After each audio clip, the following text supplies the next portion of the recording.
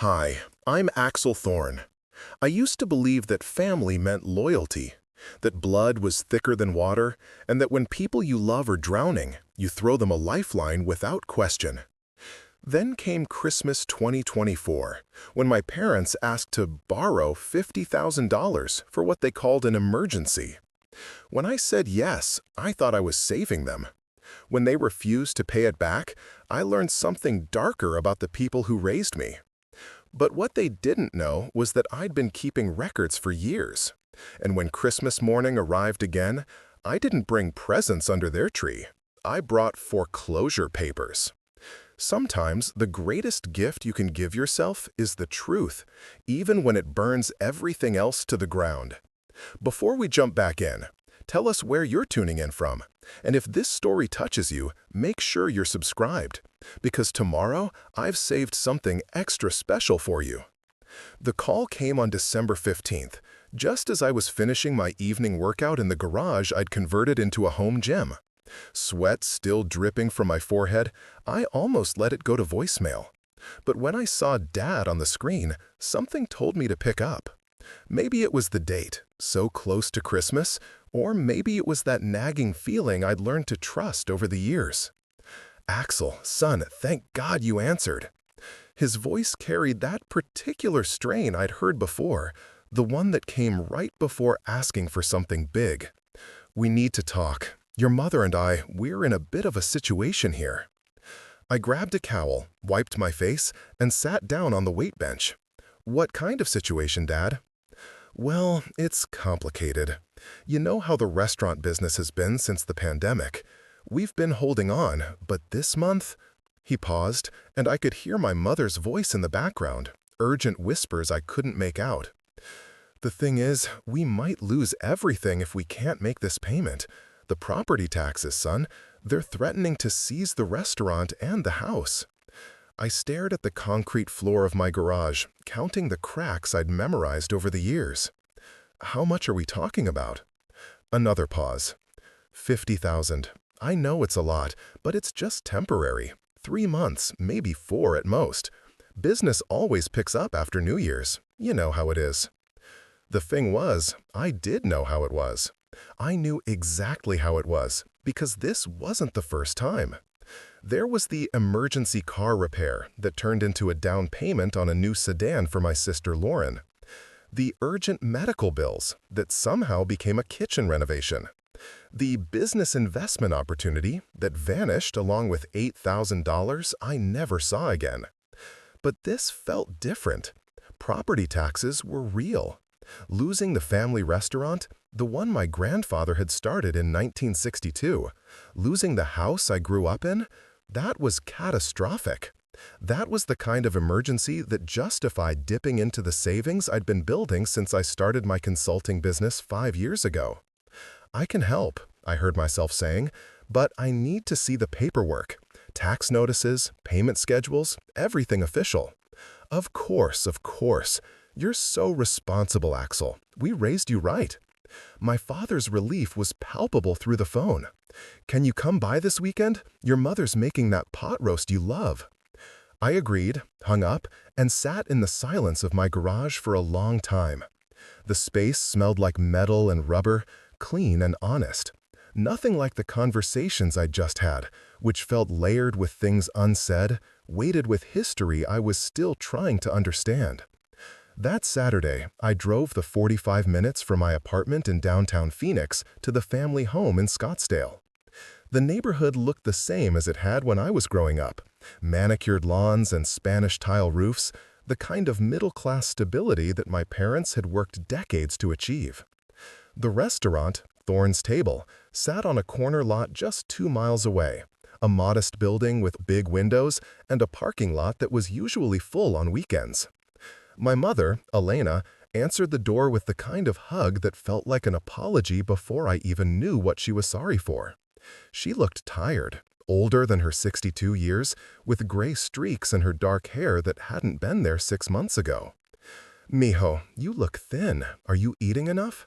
She guided me toward the kitchen, where the familiar smell of garlic and cumin filled the air. Sit. Your father's in his office getting the papers together."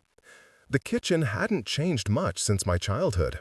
Same yellow walls, same ceramic tile backsplash that my mother had insisted on installing herself in 1998. But something felt different.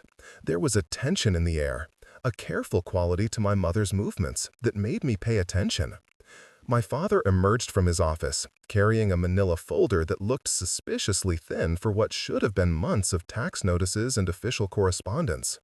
Richard Thorne was a big man, still strong at 65, despite the gray in his beard and the way he favored his left knee when he walked.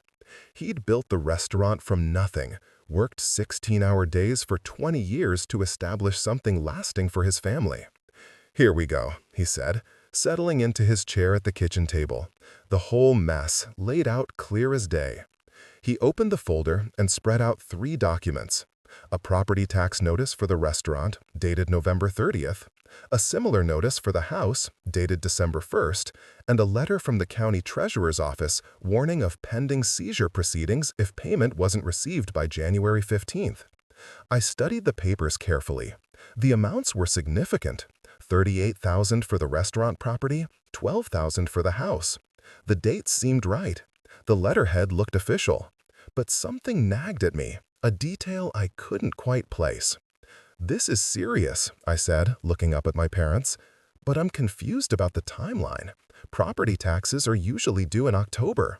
These notices are dated just a few weeks ago." My father shifted in his chair. "Well, we got an extension earlier in the year, because of the cash flow issues. But now they're saying no more delays." My mother nodded quickly. "The county has been very understanding, but they say this is the final notice." I picked up the treasurer's letter and read it again. The language was formal, bureaucratic, exactly what you'd expect from a government office. Preparing and narrating this story took us a lot of time, so if you are enjoying it, subscribe to our channel. It means a lot to us. Now, back to the story. But the signature looked off somehow. Too neat, too practiced. I'd seen enough official documents in my consulting work to recognize when something didn't feel right. "Can I take pictures of these?" I asked. "I want to research the process, maybe see if there are other options for payment plans or appeals." "Of course," my father said quickly. "Whatever you need to do. We just can't lose everything, Axel. Your grandfather's dream, your mother's home. It would kill us." I took photos with my phone, trying to capture every detail: the letterhead, the signatures, the case numbers, something to verify later when I had time to think clearly. The conversation moved on to logistics. How quickly could I transfer the money? What account should it go to? When would they be able to start paying me back? "The restaurant does well in January and February," my mother explained. "All those New Year's resolution dinners, people wanting to eat healthier. And tax season brings in the accountants and office workers. We should be able to start paying you back by March, maybe sooner." We agreed on a timeline. I would transfer the money on Monday, December 18th. They would begin monthly payments of $5,000 starting in March, with the full amount repaid by October 2025. We shook hands on it, and my father insisted we write it down on a piece of paper, both of us signing it like a real contract. The rest of the afternoon passed in the familiar rhythm of family time. We talked about the restaurant, about my business, about my sister Lauren's new job in California. My mother fussed over my weight and my bachelor status, insisting I take home containers of leftover pot roast. Everything felt normal, comfortable, the way family was supposed to feel. But driving home that evening, I couldn't shake the feeling that something was wrong. Not wrong in an obvious way. The documents had looked real, the crisis felt genuine, my parents' distress seemed authentic. But there was something underneath it all, a current of deception I couldn't quite name. That night, I sat in my apartment with my laptop open, searching the Maricopa County Treasurer's website for information about property tax procedures. The process seemed straightforward enough. Property taxes were indeed due in October. Extensions were possible, but they required specific applications and carried significant penalties. Seizure proceedings were a last resort, typically initiated only after months of non-payment and multiple warnings. I found the contact information for the treasurer's office and made a note to call them on Monday morning. Not because I doubted my parents, exactly, but because $50,000 was a significant sum, and I needed to understand exactly what I was getting into. Monday morning came gray and cold, unusual for Phoenix in December. I made the call to the county treasurer's office at exactly 9 a.m. when they opened. Treasurer's office, this is Maria speaking. Hi, Maria. I'm calling about property tax status for 2 properties. I have the parcel numbers here. I read off the numbers from the notices my father had shown me. Certainly, sir. Let me look those up for you. I heard typing, then a pause. Okay, I have both properties here. What specific information did you need? I'm wondering about the payment status and any pending seizure proceedings. More typing, then a longer pause. Sir, I'm showing both of these properties as current on their tax payments. The October payments were received on time, and there are no outstanding balances or pending actions. The words hit me like cold water. I'm sorry, could you check that again? The parcel numbers are... I repeated them carefully. Yes, sir, I have the correct properties. Both are owned by Richard and Elena Thorne, and both are current on all tax obligations. Is there something specific you are concerned about? I sat in my office chair, staring out the window at the Phoenix skyline, trying to process what I'd just heard. No concern. Thank you for your time. I hung up and immediately called back, asking to speak to a supervisor. Maybe there was an error in the system. Maybe the payments had been posted incorrectly. But the supervisor confirmed what Maria had told me. Both properties were current. There were no outstanding taxes, no pending seizures, no crisis at all. For the first time in my life, I had caught my parents in an outright lie. Not a small exaggeration, not a misunderstanding, but a complete fabrication. They had created fake documents, invented a crisis, and asked me for $50,000 based on a story that was entirely false. I spent the rest of that Monday in a strange state of suspended animation. I went through the motions of work, answering emails and attending video calls, but my mind was somewhere else entirely. By evening, I had made a decision.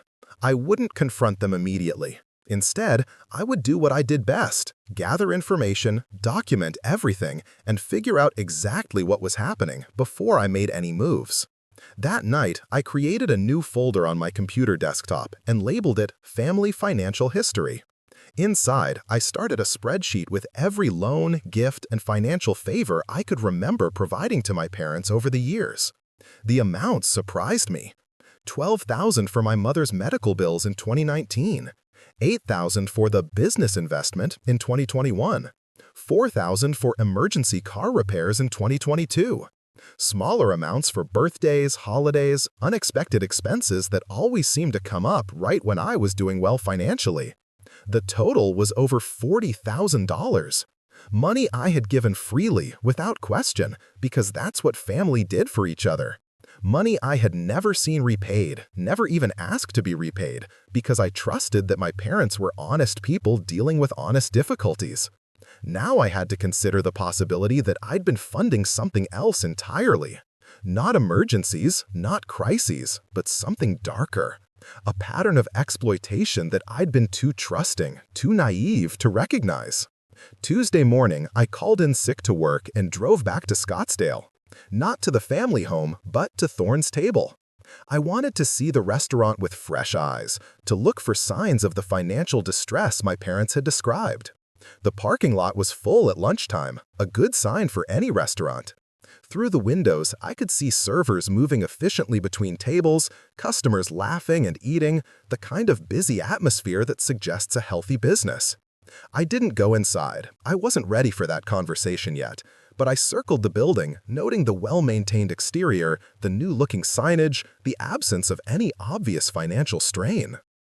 From the restaurant, I drove through my parents' neighborhood, past the house I'd grown up in. The lawn was perfectly manicured, the driveway had been recently sealed, and there was a new luxury SUV parked next to my father's truck. Not the picture of a family facing imminent financial ruin. That afternoon, I made another call, this time to a private investigator I'd worked with during my consultant career. Jack Morrison was a former police detective who specialized in financial fraud cases.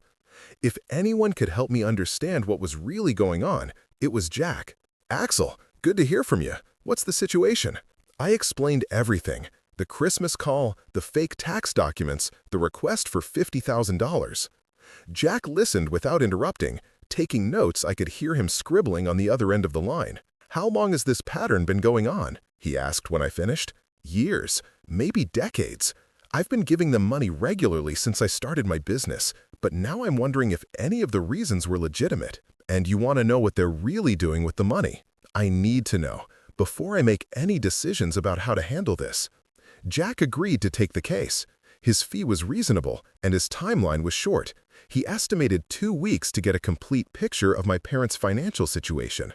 Bank records, property ownership, business filings, anything that would show where the money was really going. While I waited for Jack's investigation, I continued my own research. I spent hours online learning about financial elder abuse, family fraud, and the psychology of intergenerational exploitation. What I found was disturbing but familiar. Adult children who were systematically manipulated into providing financial support for parents who didn't actually need it. Fake emergencies, manufactured crises, emotional manipulation designed to extract money from successful children who felt obligated to help. The pattern was always the same. Start small, with reasonable requests for legitimate needs. Build trust and establish precedent. Gradually increase the amounts and frequency of requests. Create urgency and crisis to prevent careful examination of the details. And always appeal to family loyalty and obligation to shut down any questions or resistance. It was textbook financial abuse, and I was the perfect victim. Successful enough to have money, trusting enough to give it freely, and isolated enough from my parents' day-to-day finances that I couldn't easily verify their claims. They had been playing a long game, and I had been funding it without even realizing I was a target. The hardest part wasn't the money. $50,000 wouldn't ruin me, and I could afford to lose what I'd already given them over the years. The hardest part was accepting that the people who had raised me, who had taught me about honesty and integrity and family values, had been lying to me systematically for years. That every conversation about emergencies and crises had been a performance designed to manipulate my emotions and open my wallet. Jack called me on a Thursday afternoon, 10 days after I'd hired him. His voice was grim when I answered the phone. "Axel, I've got your report. We need to meet in person for this conversation." We arranged to meet at a coffee shop in downtown Phoenix, far from Scottsdale and far from anyone who might know my family. Jack arrived with a thick folder and the kind of expression that told me the news wasn't good. "Your parents aren't in financial trouble," he said without preamble. "In fact, they're doing quite well." He opened the folder and spread out bank statements, property records, and business filings. The restaurant was profitable, generating steady income month after month. Their personal accounts show regular deposits, consistent savings, and none of the financial strain they had described. "The restaurant alone brings in about $40,000 a month in net profit," Jack continued. "That's after all expenses, salaries, and taxes. Your parents' personal accounts show balances in the mid-six figures. They own the restaurant property outright, plus 2 rental properties I found in their names." I stared at the documents, trying to process what I was seeing. Rental properties? A duplex in Tempe and a single-family home in Mesa, both generating rental income of about $3,000 a month combined. Your parents are what most people would consider financially comfortable, possibly even wealthy. The numbers didn't make sense with the story I'd been told. What about the tax crisis, the seizure proceedings? Jack pulled out another set of documents. I contacted the county treasurer's office directly. Both properties are current on all taxes, just like you found. But here's the interesting part. I also checked with a document analysis expert I work with. Those notices you photographed, they're forgeries. Good ones, but forgeries nonetheless. The coffee shop suddenly felt too warm, too crowded. I needed air, but I also needed answers. So they manufactured the entire crisis. From start to finish. The documents were created on a computer, probably using official letterhead downloaded from the county website. The signatures are traced from publicly available sources. They put real effort into making this look legitimate. Jack continued explaining his findings, but I had stopped listening to the details. Instead, I was thinking about all the previous emergencies, All the times I'd written checks without question. All the family gatherings where my parents had praised my generosity and responsibility. How many of those crises had been manufactured? How long had they been running this scheme? "There's one more thing," Jack said, pulling me back to the present. "I found evidence of similar approaches to your sister Lauren. Bank records show she's been sending them money regularly as well, usually smaller amounts but consistent over time." The betrayal expanded to include Lauren, my younger sister, who lived in California and worked as a marketing executive. She was just as successful as I was, just as generous with family, and apparently just as naive about what our parents were really doing. "How much?" I asked. "Based on what I could trace, probably 15 to 20,000 over the past 3 years. Same pattern as with you, regular requests for various emergencies and family needs." I sat back in my chair, calculating the full scope of what we'd discovered. If Jack's numbers were accurate, my parents had extracted somewhere close to $70,000 from their children over the past 5 years, all based on fabricated crises and manufactured emergencies. They weren't struggling financially, they were running a family-based fraud operation. The meeting with Jack lasted another hour as he walked me through the rest of his findings. Property records, business licenses, tax filings, everything painted a picture of a couple who were financially stable and had been for years. The restaurant was successful, their personal investments were sound, and their monthly income was more than sufficient to cover their lifestyle. Driving home that evening, I felt something I'd never experienced before, a complete disconnection from the people who had raised me. Not anger exactly, though that would come later. More like the feeling of discovering that everything you thought you knew about your life was based on a lie. That night, I called Lauren. It was a difficult conversation, full of long pauses and careful questions. At first, she was defensive, insisting that our parents would never deliberately deceive us. But as I shared what Jack had found, and as she began to think about her own financial history with them, the defensive tone gave way to something closer to shock. "The emergency room bills from Mom's fall last year," she said quietly. "I sent them $4,000 because she said insurance wouldn't cover the deductible." "Did you ever see the actual bills?" Another pause. "No, she said they were too complicated to explain over the phone." We talked for nearly 2 hours, comparing notes, sharing memories of conversations that suddenly looked different in light of what we now knew. By the end of the call, Lauren was as convinced as I was that we'd been systematically defrauded by our own parents. The question now was what to do about it. We could confront them directly, demand explanations and apologies. We could cut off contact and move on with our lives, treating the lost money as an expensive lesson about trust and family. Or we could find a way to hold them accountable for what they'd done, to ensure they couldn't continue victimizing us or anyone else. I spent the weekend thinking about options, researching legal remedies, and trying to decide what kind of response was appropriate for this level of betrayal. By Sunday evening, I had made my decision. It wasn't about the money. I could afford to lose what they'd taken, and pursuing reimbursement would be complicated and emotionally costly. It was about justice, about consequences, about ensuring that actions had meanings even within families. Monday morning, I called Jack Morrison again. "I want to know everything about their financial situation, not just bank accounts and property records, but debt obligations, business partnerships, anything that might give me leverage." "What are you planning, Axel?" "I'm going to teach them that family loyalty is a two-way street, and that when you betray the people who trust you, there are consequences." Jack's investigation went deeper this time, looking not just at assets but at obligations and vulnerabilities. What he found was even more interesting than the initial discovery of their wealth. The restaurant operated on a complicated financing structure involving multiple loans and partnerships. The rental properties were leveraged with mortgages that required consistent monthly payments. Their comfortable lifestyle was built on a foundation of debt that required steady income to maintain. More importantly, Jack discovered that my parents had been using their financial success as collateral for increasingly ambitious investments. They had co-signed loans for other family members, guaranteed business ventures for friends, and committed to financial obligations that would become problematic if their income stream was disrupted. They're leveraged pretty heavily, Jack explained during our second meeting.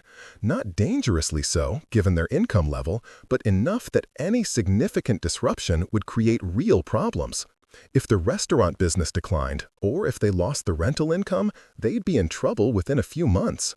I studied the documents Jack had compiled, looking for patterns and opportunities. What I saw was a couple who had built their financial success on taking advantage of other people's trust and generosity. Not just mine and Lauren's, but extended family members, business associates, and probably friends as well. They had created a network of financial relationships based on exploitation and manipulation. It was time to turn that network against them. The plan I developed was complex but elegant in its simplicity. Instead of confronting my parents directly, I would systematically undermine the financial relationships they had built through deception. I would expose their true financial situation to the people they had borrowed from, co-signed with, and convinced to invest in their various schemes. I would create the very financial crisis they had been pretending to experience for years. But first, I had to handle the immediate situation, the $50,000 loan they were expecting me to provide for their fake tax emergency. I had promised to transfer the money on December 18th, and that deadline was approaching quickly. I needed to decide whether to go through with the transfer or to reveal what I knew. The answer came to me on December 17th as I was reviewing Jack's files one more time. Hidden in the property records was a detail I had missed before. My parents had recently refinanced both rental properties, extracting significant equity and cash. The timing was perfect. They had received over $60,000 in refinancing proceeds just 6 weeks before asking me for $50,000 to cover emergency tax payments. They didn't need my money. They already had more than enough to cover any legitimate financial emergency. The request was pure greed, an attempt to extract additional funds from their children while sitting on a substantial cash windfall from their property investments. That night, I made my final decision about how to handle the situation. I would give them exactly what they had asked for, but not in the way they expected. They wanted $50,000 for Christmas. They were going to get it, along with a lesson about the consequences of betraying family trust. December 18th arrived cold and clear, one of those perfect winter days that make living in Phoenix worthwhile. I woke early, made coffee, and sat in my kitchen reviewing the plan I had developed over the past week. Every detail had been researched, every contingency considered, every potential outcome evaluated. At 9 a.m., I called my parents. "Dad, it's Axel. I'm ready to make the transfer we discussed." "Oh, thank God, son. Your mother and I were up all night worrying about this deadline. You're saving our lives here." "Actually, Dad, I need to see you both in person first. There are some documents I need you to sign, some legal protections for both of us." A pause.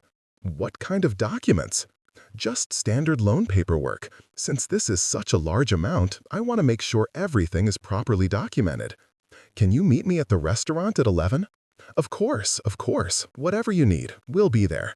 I hung up and spent the next hour making final preparations. The documents I had prepared weren't loan paperwork. They were something else entirely. Something that would change the dynamic of our relationship permanently and ensure that my parents never again had the opportunity to exploit their children's trust and generosity. At 10:45, I loaded everything into my car and drove toward Scottsdale, toward Thorne's table, toward a confrontation that had been building for years without any of us realizing it. The restaurant looked busy even for a Tuesday morning, with several cars in the parking lot and the warm glow of interior lights visible through the large windows. I sat in my car for a few minutes, looking at the building my grandfather had started, that my father had expanded, that had become the symbol of our family's success and stability. In a few hours, everything about that symbol was going to change. My parents would learn that their children weren't the naive, exploitable resources they had assumed we were. They would discover that betraying family trust carried consequences they hadn't anticipated. And I would begin the process of reclaiming my life from people who had been systematically lying to me for years. The meeting was scheduled for 11. At 10:58, I got out of my car, straightened my jacket, and walked toward the front door of Thorne's table, carrying a folder that would change everything. This was where the real story would begin. My parents were already seated at their usual corner table when I walked into Thorne's table, the folder tucked under my arm like a loaded weapon. The lunch crowd was thinning out, and the familiar sounds of clinking dishes and quiet conversation filled the air. My mother waved me over with the kind of relieved smile that made my stomach turn, knowing what I now knew about their true financial situation. "Mijo, you look so serious," she said as I approached the table. "Don't worry, everything will work out fine now that you're helping us." My father stood to shake my hand, his grip firm and confident. "I can't tell you how much this means to us, Axel. You're really saving the family legacy here." I sat down across from them, placing the folder on the table between us. For a moment, I just looked at them, really looked at them. These were the people who had taught me about honesty, about working hard for what you earned, about treating others with respect and dignity.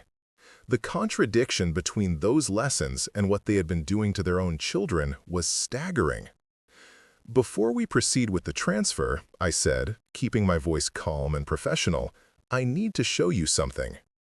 I opened the folder and removed the first set of documents, bank statements and property records that Jack Morrison had compiled during his investigation. I spread them out on the table methodically, watching my parents' faces as recognition dawned.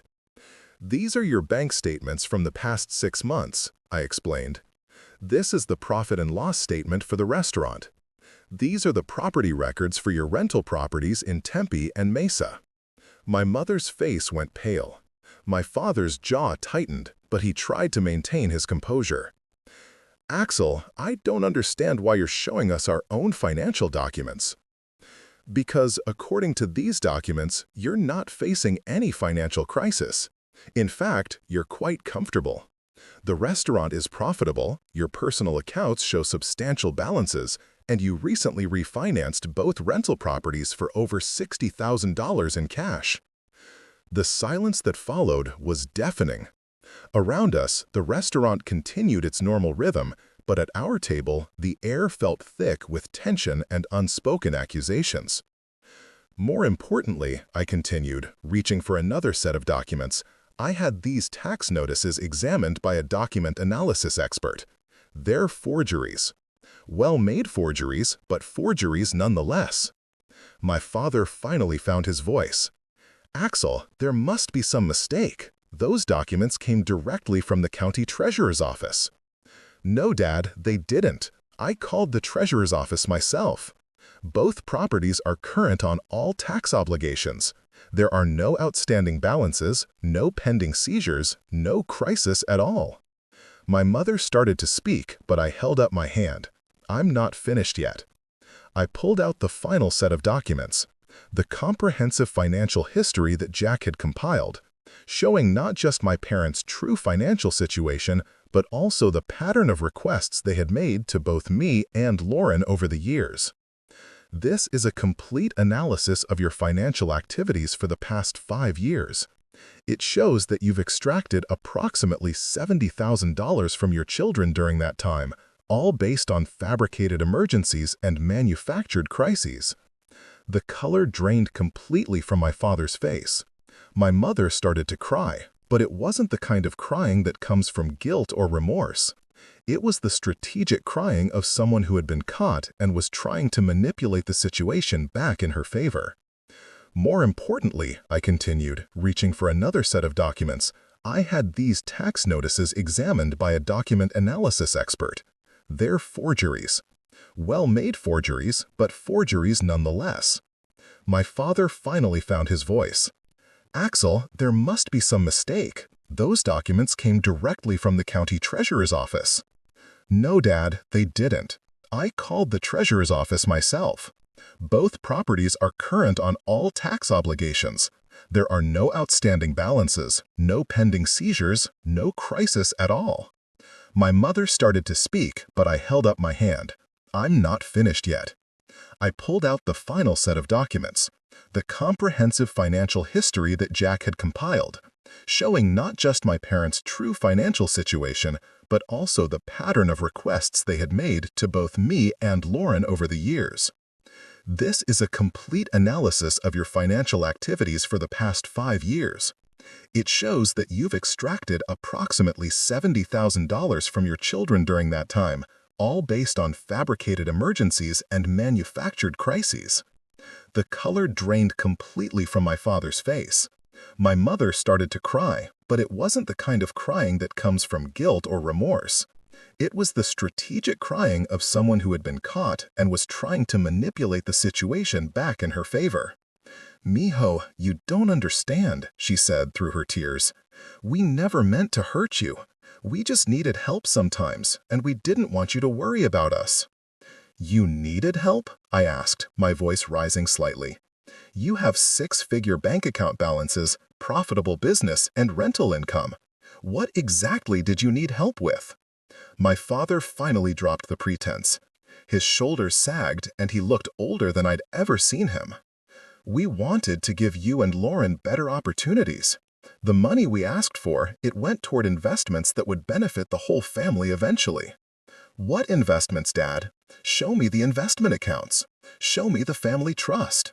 Show me any evidence that this money went toward anything other than funding your lifestyle." He couldn't, because there weren't any investments. There was no family trust, no long-term planning for our benefit. The money had simply disappeared into their accounts, used to maintain their comfortable lifestyle while extracting additional funds from their children through deception and manipulation. "I want to show you one more thing," I said, reaching into the folder for the last document I had prepared. It wasn't part of Jack's investigation. It was something I had created myself.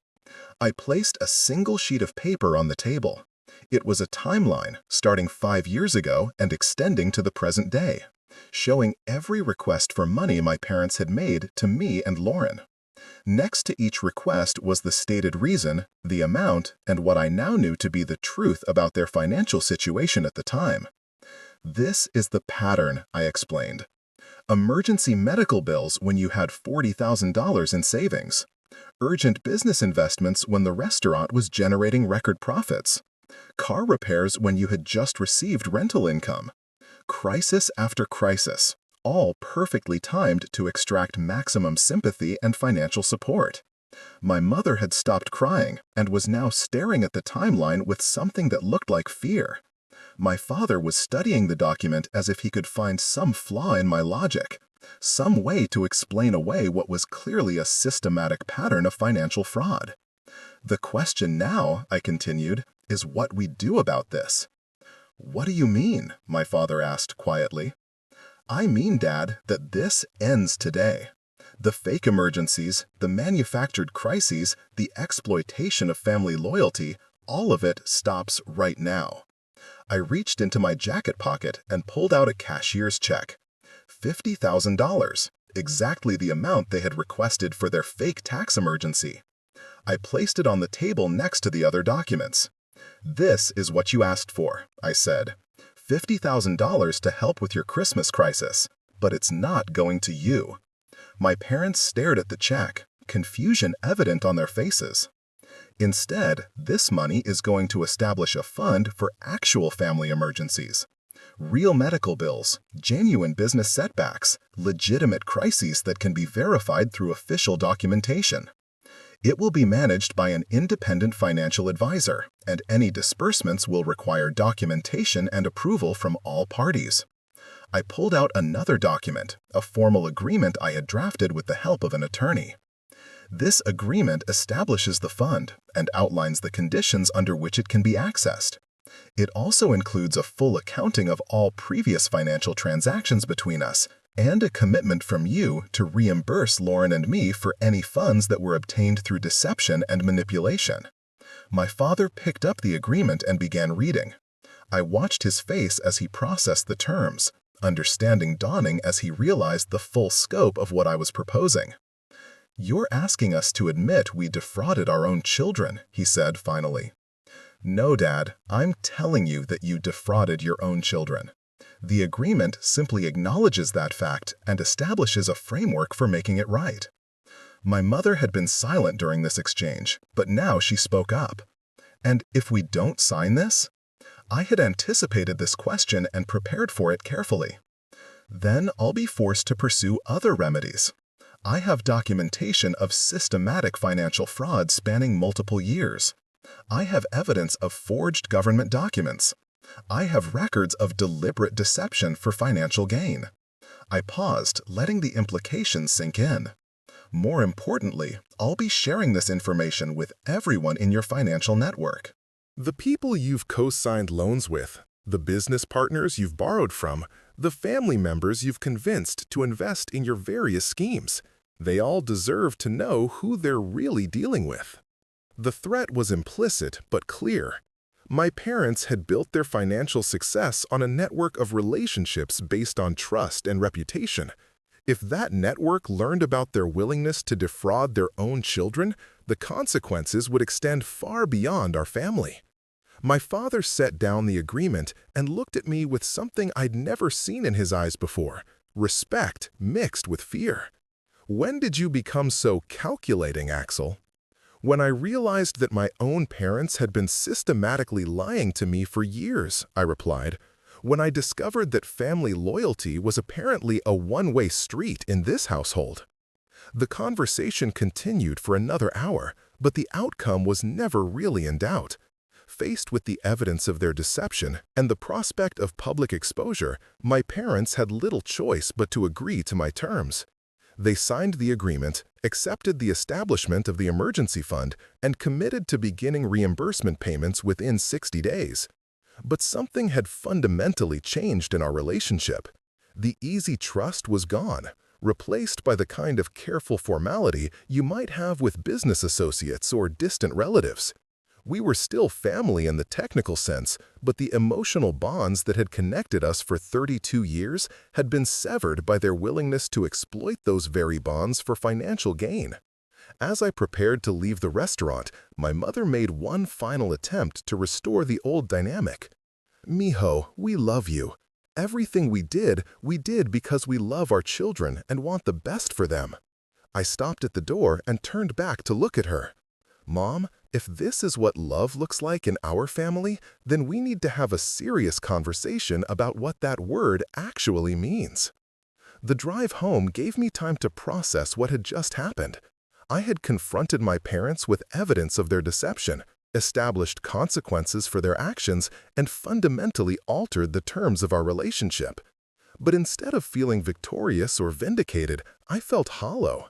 Empty in a way that had nothing to do with winning or losing and everything to do with the loss of innocence about the people who had raised me. That evening, I called Lauren to update her on the confrontation. She listened quietly as I described the meeting, the documents, the agreement, and our parents' eventual capitulation. "How do you feel about it?" she asked when I finished. "Honestly, I feel like an orphan. Not because they're gone, but because the people I thought they were never actually existed." Lauren was quiet for a long moment. Maybe that's okay, though. Maybe it's better to know the truth, even when it hurts. Over the following weeks, I threw myself into the practical aspects of implementing the agreement. I established the emergency fund with a reputable financial advisory firm, ensuring that any future requests for family financial assistance would be handled through proper channels with appropriate documentation. I created detailed records of all previous transactions, building a comprehensive case file that would support any future legal action if my parents failed to honor their commitments. Most importantly, I began the process of restructuring my own financial life to prevent any future exploitation. I changed banks, updated all my account information, and established new security protocols to ensure that my parents couldn't access my financial resources without my explicit permission. The first reimbursement payment arrived on schedule in February. $5,000 transferred directly to my account, along with a brief note acknowledging the debt and the payment schedule. There was no accompanying phone call, no family dinner invitation, no attempt to restore the personal relationship that had been damaged by their deception. That was fine with me. The formal, business-like arrangement suited the new reality of our family dynamic.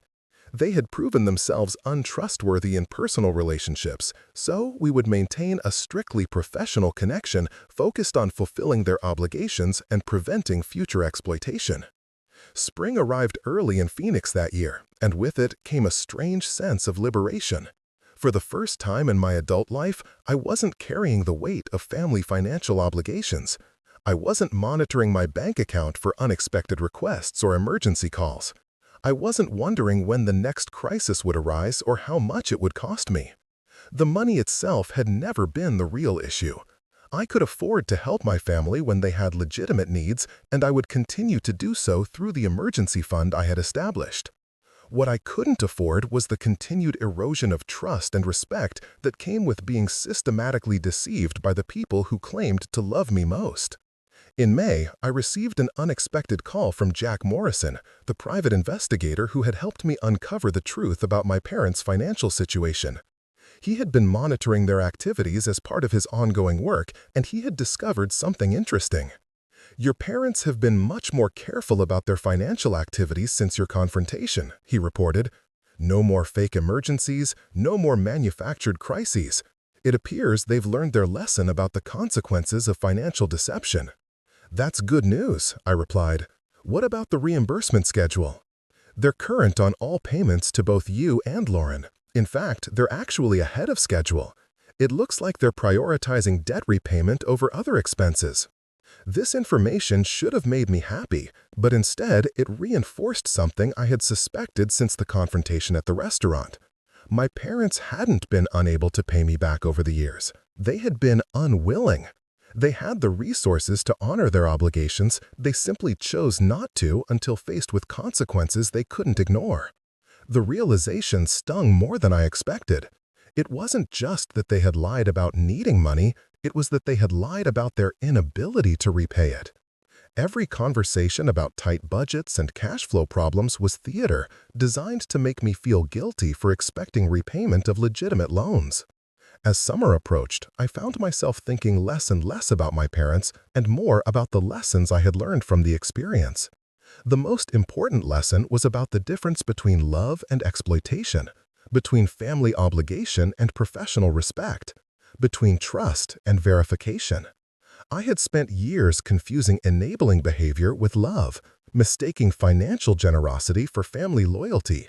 I had allowed my desire to be a good son to override my judgment about appropriate boundaries and reasonable expectations.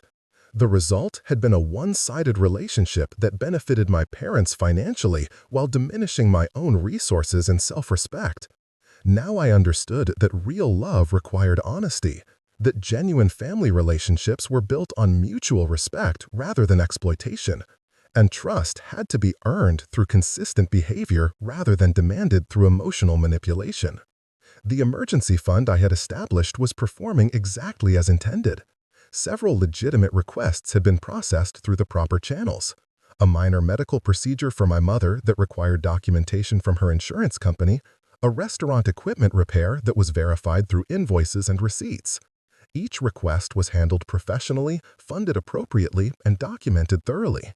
But there were no more midnight phone calls about urgent crises, no more dramatic stories about financial catastrophes that required immediate intervention, no more appeals to family loyalty designed to override common-sense financial practices. The absence of manufactured drama made me realize how much stress and anxiety I had been carrying for years without even recognizing it. I had been living in a constant state of emergency readiness, always prepared for the next family financial crisis that would require my immediate attention and resources. Now I could focus on my own goals and priorities without the constant interruption of other people's manufactured emergencies. I could enjoy my success without guilt about not sharing enough of it with people who had proven themselves unworthy of that generosity. By the time December rolled around again, almost exactly 1 year after the fake tax emergency that had started this entire ordeal, I had achieved something I hadn't expected: genuine peace about my family situation. Not the forced peace of avoiding difficult conversations or ignoring obvious problems, but the authentic peace that comes from addressing issues directly and establishing appropriate boundaries. Christmas arrived without any emergency phone calls, without any manufactured crises, without any attempts to extract additional money through emotional manipulation. Instead, there was a simple holiday card from my parents, acknowledging the season and including a brief update on the restaurant's continued success. The card was signed with love and respect, a phrase that felt more genuine than any of the elaborate expressions of gratitude I had received in previous years when they were actively exploiting my generosity.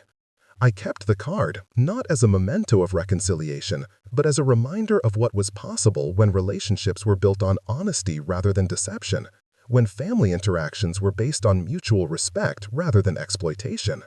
The emergency fund continued to operate smoothly, handling legitimate family needs efficiently and professionally. The reimbursement payments continued to arrive on schedule, steadily reducing the debt my parents had accumulated through years of financial deception. Most importantly, I had reclaimed control over my own financial life and established boundaries that protected me from future exploitation while still allowing me to help family members who had genuine needs and honest intentions. Up next, you've got two more standout stories right on your screen. If this one hit the mark, you won't want to pass these up. Just click and check them out.